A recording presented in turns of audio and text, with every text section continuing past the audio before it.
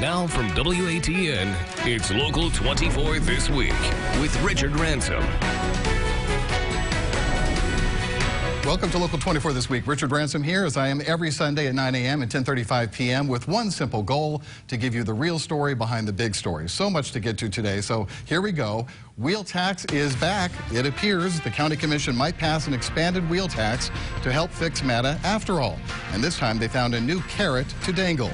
MLK Day, the holiday in his honor, is this week, and it brought in Vice President Mike Pence. As a well-known community activist says, the day of service which accompanies the holiday needs to go. Lawmakers getting busy. Tennessee legislators wasting no time passing bills. The first, banning same-sex couples from adopting. That story getting national headlines. There's more momentum for a bill that would dump school vouchers, and another for paying college athletes. We want to talk about all of that. We'll also try to squeeze in a quick word in the impeachment trial and a Tennessee senator's role in that. But first, I want to introduce these two fine folks who are here today. The Secretary of State for Tennessee, Tre Hargett, is here, as is Linda Phillips, the elections administrator for Shelby County. So I wonder what we're going to talk about. Elections. It is a big election year, 2020, and I'll be frank with you both. I'm a little nervous. I won't say I'm worried, but I'm just nervous based on what I'm learning and what I'm hearing about the process, the vulnerabilities. I came from a big conference this week in which we learned that the two biggest threats to democracy are folks not having faith or trust in the elections process, that their vote really mattered, was really counted, and two, not having faith in where they get their information. And we know there's a concerted effort to spread misinformation and attacks on the news media as well. So here's where we are, and I'll start with you, Secretary. Calm my fears. Well, first, I say we worry so you don't have to. And it's interesting what the things you point out you're concerned about. The misinformation is the big threat out there of people who cause you to believe in some way that your vote is not going to be counted appropriately, that your vote doesn't matter. People need to understand the machines that they are using are not hooked up to the internet. Okay, it's one of the important things. So they can't be hacked. They can't be hacked. Anybody. That's right. So they're not hooked to the internet. But my biggest concern would be on election night, if somebody were able to hack a website and be able to put up false election results. And I want you to imagine that at 9 p.m. on election night, we're putting up results that show that someone won a race, even though these races are unofficial, and then all of a sudden an hour later somebody says, oh, no, those were wrong. This is actually who won. And then naturally cynical people are going to find something to be cynical about. And they're going to say, oh, of course, they went back behind the curtain and did something to those votes. They're not going to be thinking about them being unofficial.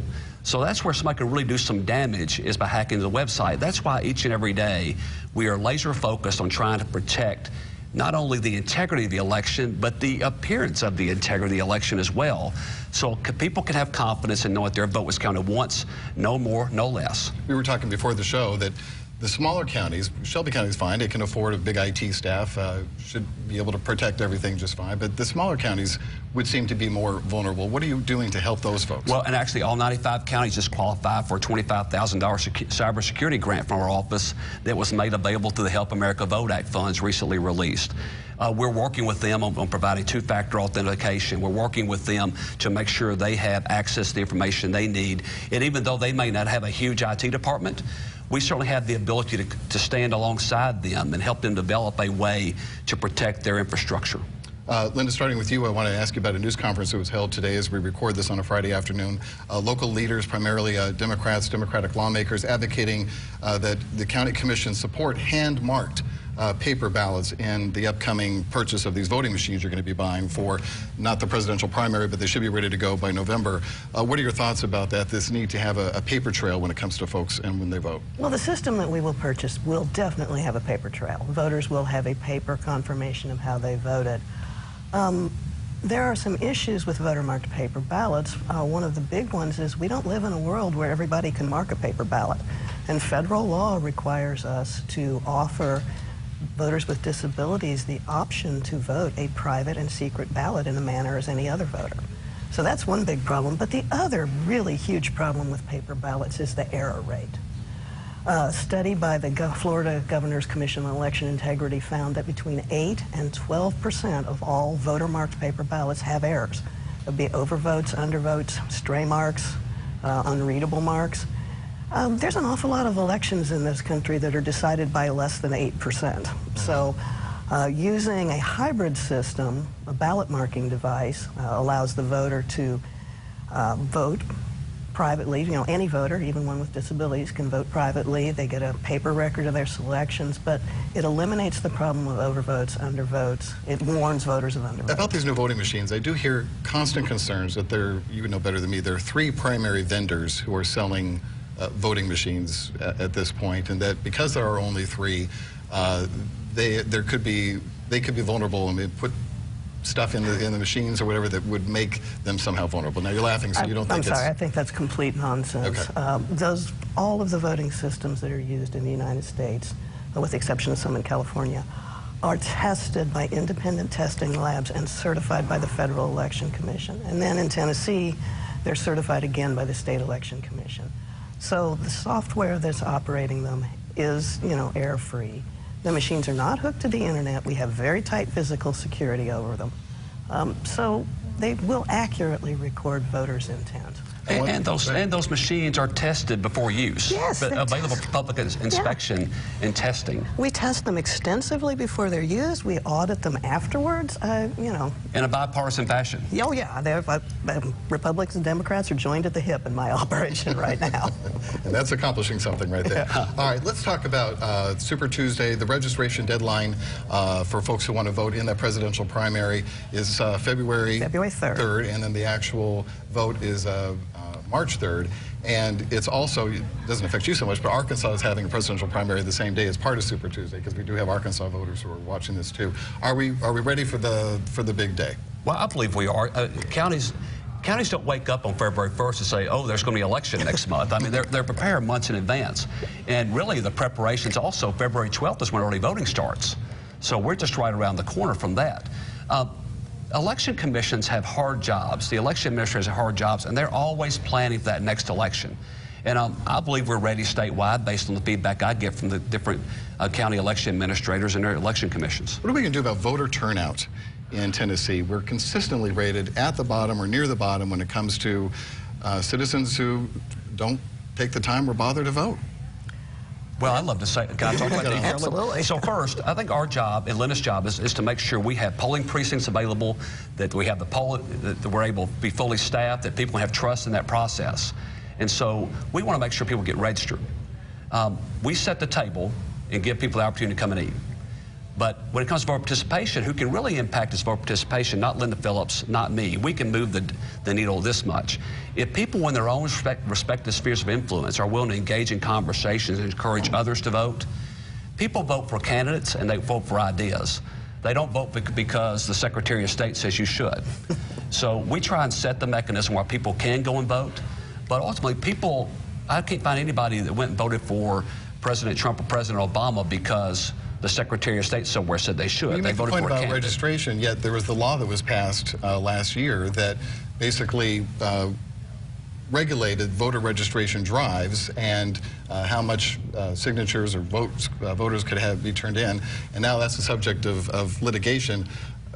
Do you see that there's a contradiction there or not? Oh, so no, because online voter registration is more powerful than ever now. Gone are the days where somebody has to collect a paper form and to be able to register to vote. Now, you can do that, but since we have rolled out online voter registration, we have crossed the $500,000 voter threshold in people who have either updated voter registration or registered to vote online. And that's in a very easy, safe, secure fashion.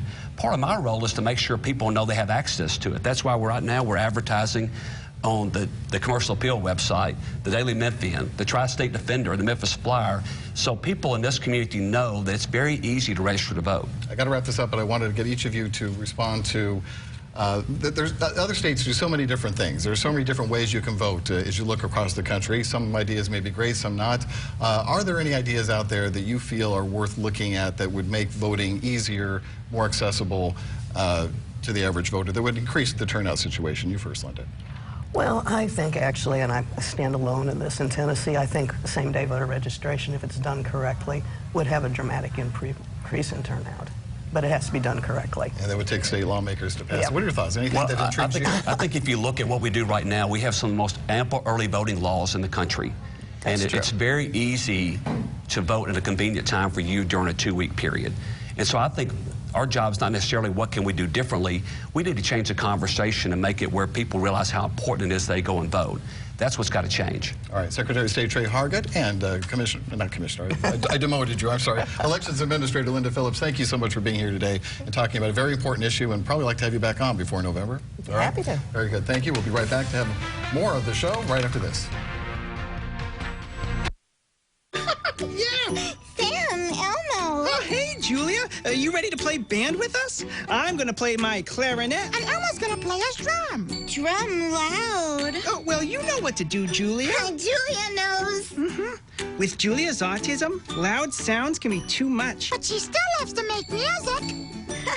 Play band. Early screening for autism can make a lifetime of difference. Find out more at screenforautism.org. Honorary Forest Ranger Betty White here, lending a hand to my dear friend Smokey Bear. Because for 75 years, he's only said, only you can prevent wildfires. But there's a lot more to say. Like, if you park your car on tall, dry grass, the hot exhaust pipe can start a wildfire. So keep the animals safe, especially the cute shirtless one. Go to SmokeyBear.com to learn more about wildfire prevention. When I was your age, I was just like you, fascinated by stars.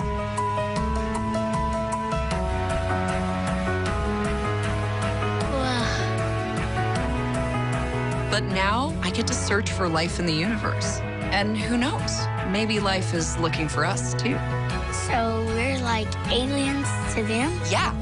Does anyone want to be a scientist now? I do. Awesome. We need more girls in STEM. Maybe we can find aliens.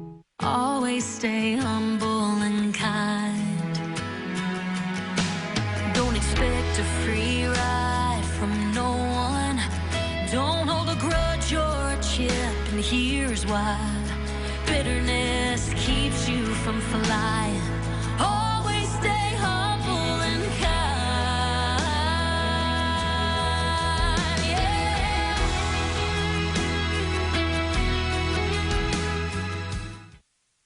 You're watching Local 24 This Week with Richard Ransom. Back with my panel this week with Reverend Ken Whalen with New Olivet Baptist Church and Local 24 political New Worship Center. Oh, New Worship Center. What did I say that? I don't know.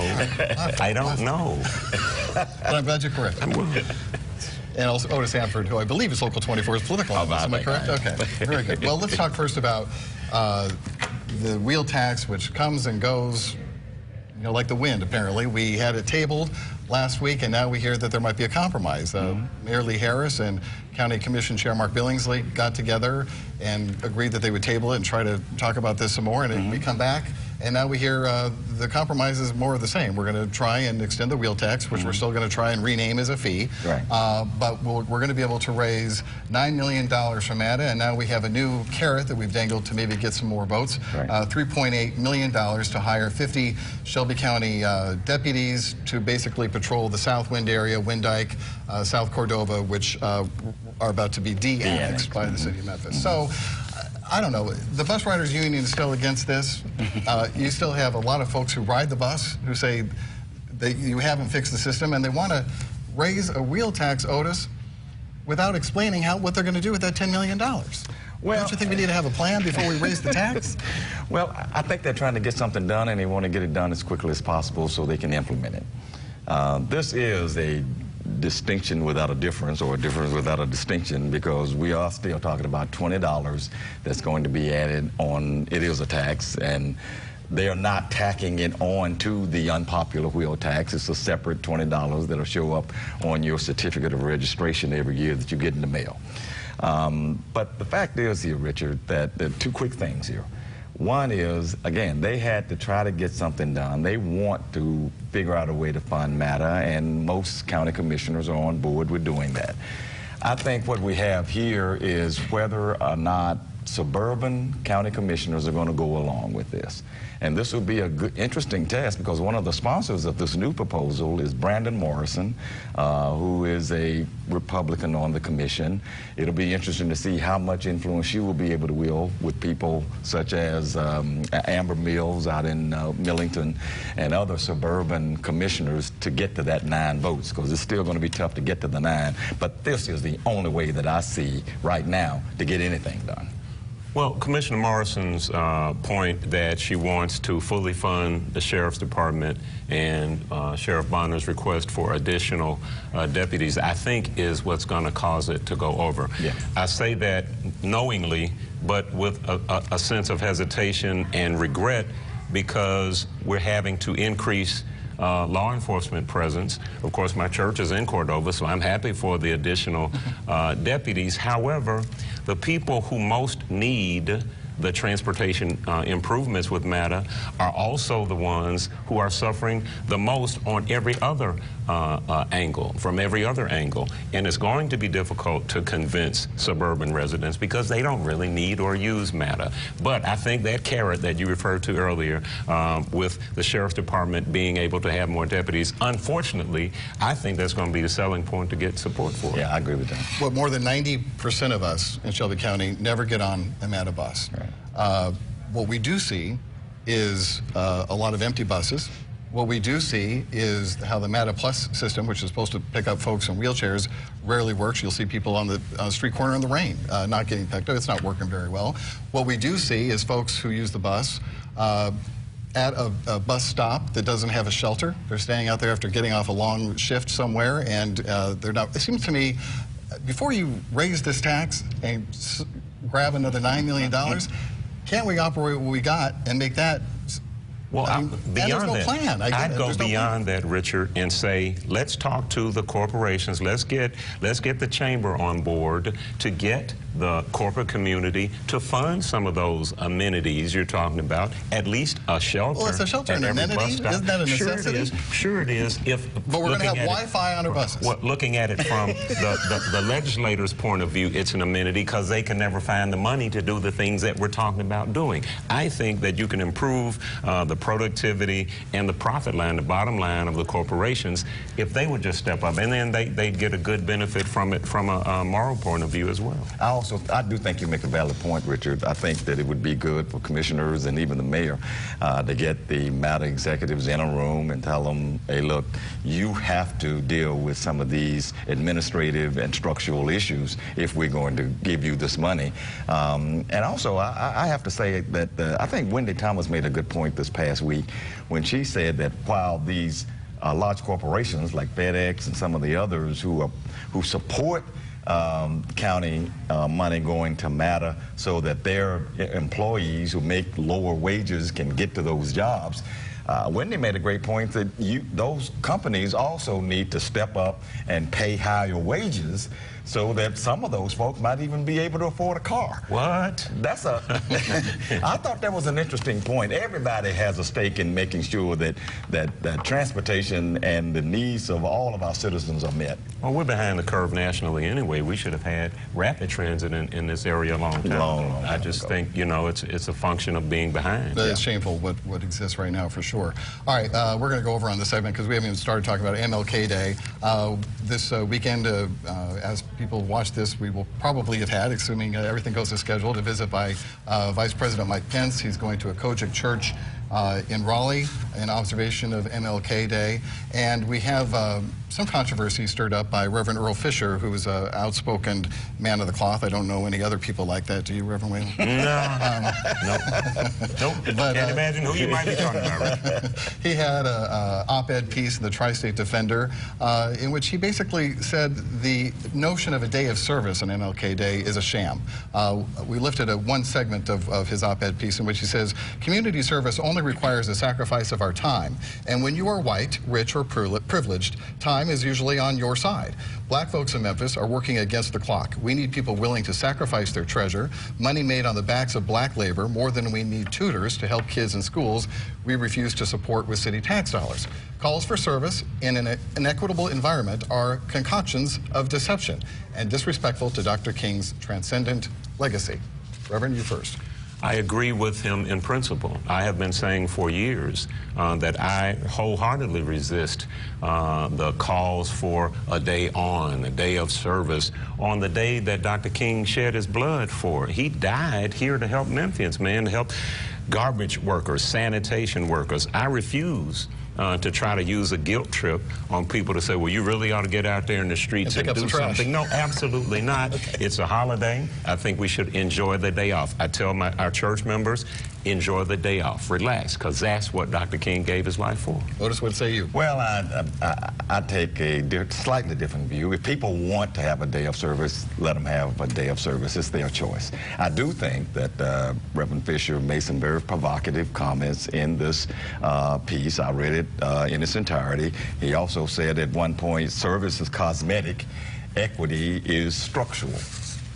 I understood what he meant there. Just going out and picking up some trash or going out and handing a sandwich to somebody who's homeless, that is cosmetic. So he did make some valid points here. But if somebody wants to have a day of service, let them have it.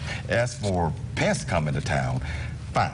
You're welcome to come to town. You're the vice president. I just hope, again, as we take this, I hope he does not come here and, you know, sort of insult our intelligence about how well this administration has treated civil rights. I don't think he'll. But listen, y'all, it's funny. It's interesting to me that President Obama never came to Memphis for Martin Luther King Day. I just think that's interesting. Well, Trump is not here. But Pence and neither did the vice president during Obama's administration. I just think it's an interesting thing. I want to issue one challenge. Okay. Martin Luther King graduated from Morehouse College. I wore my Morehouse College necktie today. There are hundreds of Morehouse graduates in the Memphis area, and I'm challenging you guys to do what you can to improve this city in honor of Dr. King, our co-graduate from Morehouse College. Okay, well, challenge accepted. All right. All right, very good. We'll take a break. We'll be right back. If you receive Medicare and Medicaid or have low income, you can still get an affordable Cigna Medicare Advantage plan and get treated like more than just a number, because Cigna treats you like a whole person, body and mind. Get the right plan for the right price. Call 1-866-623-5971. With Cigna, you get one plan for medical and prescription drug coverage, a team of doctors for your overall health, vision care with an eyewear allowance, and dental coverage, plus monthly premiums and specialist copays as low as $0. Cigna has a plan for you, no matter your health status or budget. Don't wait. Call now to get your free Medicare Advantage guide. Call 1-866-623-5971. That's 1-866-623-5971. Or visit ChooseCignaMedicare.com. Cigna, together all the way.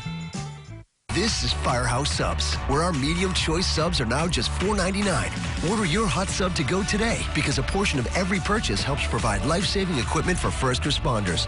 Firehouse Subs. Enjoy more subs. Save more lives. Seniors, are you aware that you could pay less for your car insurance? Seniors can save money on their car insurance. You might save a little, you might save a lot. Maybe hundreds of dollars a year. You might save 5% a year, maybe 10%, 15%, or even more. That's a lot of money. So call right now and find out just how much money you might be able to save. 1-800-780-3074, 1-800-780-3074. For too many people, this can be the gateway to opioid addiction. Everyone says, it can't happen to me. It can't happen to me. It can't happen to me. Visit planagainstpain.com/gateway to hear their full stories. You're watching Local 24 This Week with Richard Ransom. We never have enough time, but I do want to talk about some pretty controversial issues before the state legislature. They're getting right to work, wasting no time passing a bill that would allow organizations, adoption agencies that are religious or faith-based not to let same-sex couples adopt if they so choose. You have the Brian Kelsey of Germantown, his bill that would allow college athletes to accept endorsement money, like California has done. When you look at the $1.775 million in bonuses that Mr. Orgeron got, you can understand why that maybe some folks would see that's fair. Growing support for school voucher legislation that would basically repeal that program. Throughout that is a smorgasbord so that you folks can tell me, gentlemen can tell me what interests you or what you're watching closely. I am still watching the school voucher legislation. There is some activity afoot in the Department of Education. The governor is bringing on more people to his staff and to the Department of Education who support the ESAs and who support vouchers. I suspect that there is a groundswell slowly bubbling up among a grassroots level of people who are so frustrated with the failures of public education that they're willing to do anything that they can to educate their children properly. I think that's a good thing. Yeah, I mean, the adoption issue is a done deal because they've already passed it. The governor said he's going to sign it. So even though, again, I just have to say very briefly, it's probably unnecessary. We have a Religious Freedom Act in the state that does pretty much the same thing. Another effort that the Republicans are going to try to do is countermand Governor Lee's efforts to have Tennessee be a refugee resettlement state. He is supportive of that. It has put him at odds with a lot of people in the Republican Party. It'll be interesting to see how that fight happens going forward during the legislature. You've also wanted to talk about school vouchers. We've got about 45 seconds left. Well, again, I just think that it's still fraught with a lot of issues. There will be a lot of people that are going to try to overturn it in this legislature. I don't know that that will happen. But we also have sort of a turnover and turmoil in the education department. We just have a lot of issues around this voucher bill that still has not been resolved. That's all. Well, next Monday is the beginning of National School Choice Week. We're taking a busload of people up to Capitol Hill to support that and start blowing the trumpet. You'll see in the last part of January and moving forward a lot more people that you may not expect to be supporting the school choice. Well, we'll see about that. In a brief time I have left, are we both supportive of Brian Kelsey's proposed legislation that would allow college athletes in Tennessee to accept endorsements and make some money while they're playing? Oh, count me in. Absolutely. Count me in on that, too. Absolutely. These students, these ball players get shafted all the time. There's no doubt. The basic, when we see what the coaches are making, as I mentioned, it only seems fair. All right. Very good. We're going to leave it there. Take a break. We'll be right back to wrap things up in just a moment. Everyone has a story. You can overcome. Stories that matter and are important to you. Voice to the voiceless. Stories of grief, triumph, tragedy, and hope. Local 24 News is committed to telling your story, keeping you informed, keeping you safe. Local 24 News with Richard Ransom and Katina Rankin. Telling your story.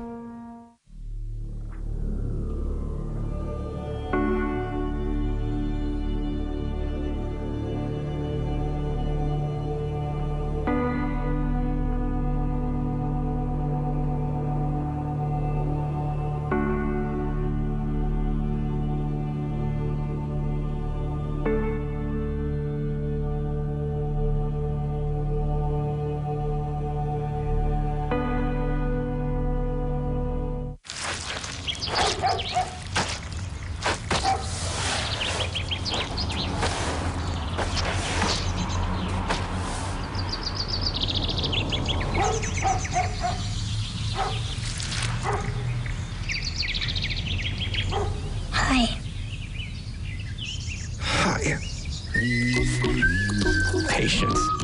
Pass it on. A message from the Foundation for a Better Life.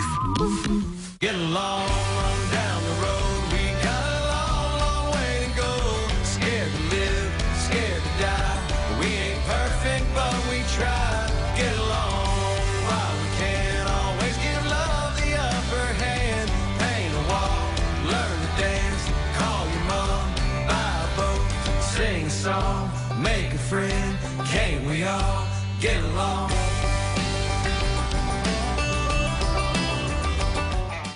My thanks to Otis Hanford, Local 24 political analyst, and Reverend Ken Whalen of the New Olivet Worship Center. And thanks to you as well. We hope you join us next week for Local 24 This Week.